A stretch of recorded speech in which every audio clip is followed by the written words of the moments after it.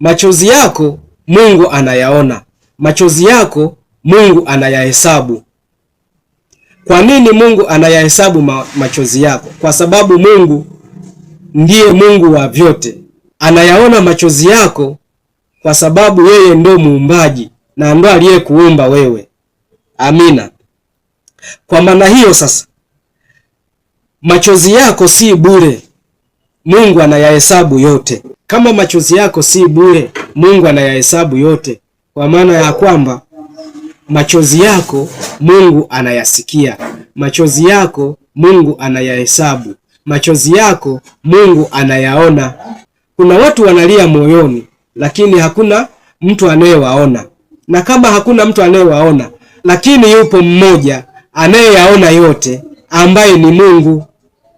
Kila tone la chozi lako mbele za Mungu lina thamani. Kila tone la chozi lako mbele za Mungu lina thawabu. Kwenye kitabu cha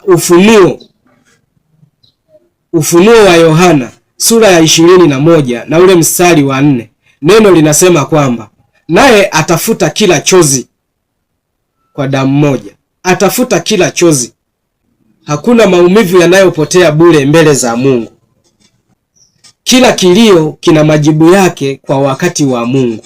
Kwenye kitabu cha Zaburi ile sura ya 56 na mstari wa 8, neno la Mungu linasema kwamba machozi yangu umeyaweka kwenye chupa yako. Kwa maana ya kwamba sasa Mungu hajakusahau. Mungu anakuona. Mungu anayaona machozi yako. Anaona kila tone la chozi lako.